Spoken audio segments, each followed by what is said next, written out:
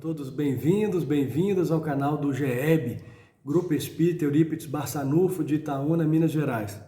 Dentro do projeto Nos Passos de Emmanuel, vamos acompanhar aqui hoje o livro Vinha de Luz pelo Espírito Emmanuel, psicografado por Chico Xavier. Façamos então a leitura e em seguida um breve comentário.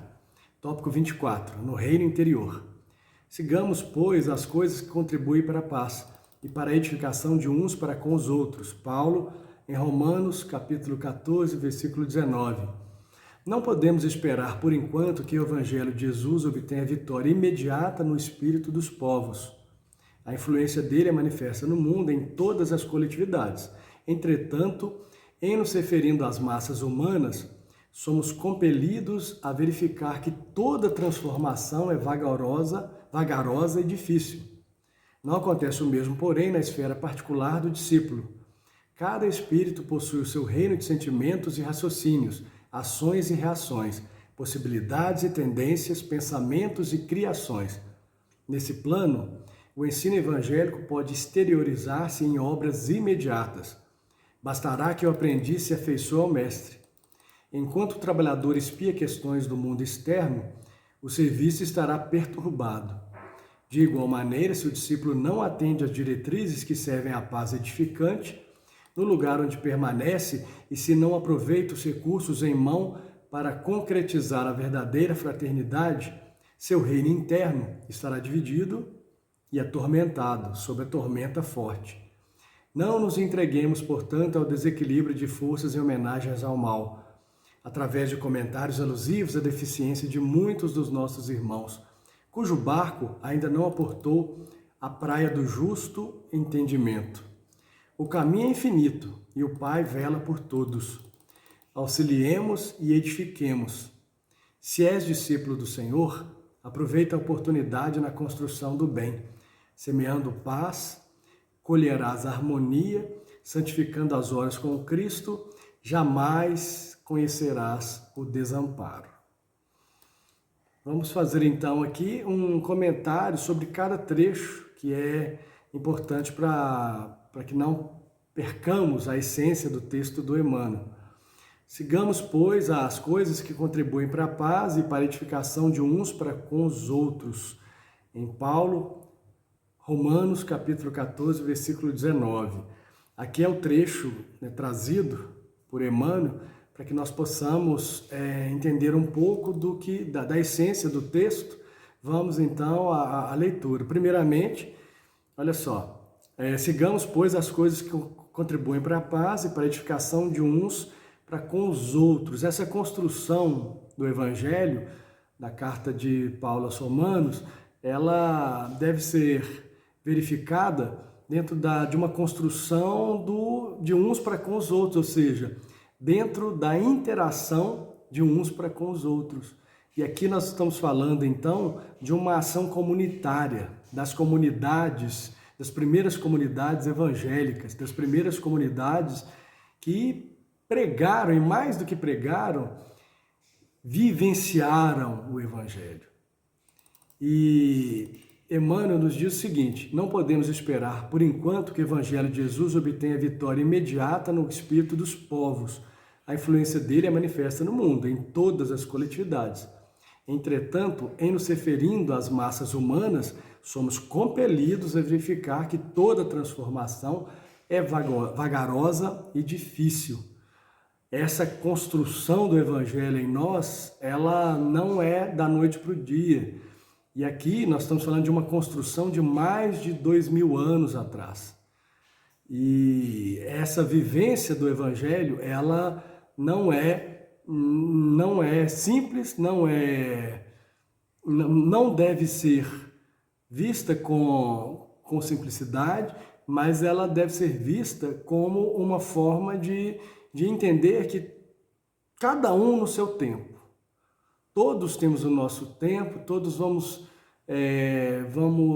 cultivar essa semente, mas cada um no seu tempo. Isso não acontece da noite para o dia, essa transformação, repetindo Emmanuel, é vagarosa e não é fácil, ela é difícil e ela requer muito da gente.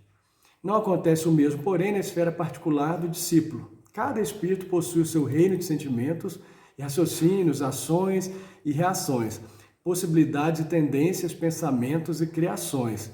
Bom, aqui ele fala que o Evangelho de Jesus, ele venceu, porque tanto é que nós estamos aqui conversando sobre ele, né? Mas acontece que a sua vitória definitiva é vagarosa, sim. Mas na esfera particular de cada um, de cada discípulo, nós vamos ver que cada um possui o seu reino de sentimentos e raciocínios. Ou seja, cada um tem na sua reforma íntima um modo peculiar de entender, de interpretar e de vivenciar esse evangelho. Nesse plano, o ensino evangélico pode exteriorizar-se em obras imediatas. Bastará que o aprendiz se afeiçoe ao mestre. Enquanto o trabalhador espia questões do mundo externo, o serviço estará perturbado. De igual maneira, se o discípulo não atende às diretrizes que servem à paz edificante, no lugar onde permanece, e se não aproveita os recursos em mão para concretizar a verdadeira fraternidade, seu reino interno estará dividido e atormentado, sob a tormenta forte. Então, o trabalhador espia questões do mundo externo para que ele possa sorver, né, o que acontece fora da sua intimidade. Mas aqui, Emmanuel chama atenção para isso. Olha, o mundo externo vai te chamar atenção a ponto de você materializar tudo, ou você vai vivenciar o Evangelho? Porque enquanto você viver essencialmente o mundo externo, essencialmente a matéria, o seu reino também estará dividido e atormentado sobre uma tormenta forte, sob uma forte pressão do mundo. Não nos entreguemos, portanto, ao desequilíbrio de forças em homenagens ao mal, através de comentários alusivos à deficiência de muitos dos nossos irmãos, cujo barco ainda não aportou à praia do justo entendimento. O caminho é infinito e o Pai vela por todos. Auxiliemos e edifiquemos. Não vamos deixar que o desequilíbrio de forças, aquelas tentações, vamos dizer assim, do mundo externo, principalmente advindas do mal, advindas das provas,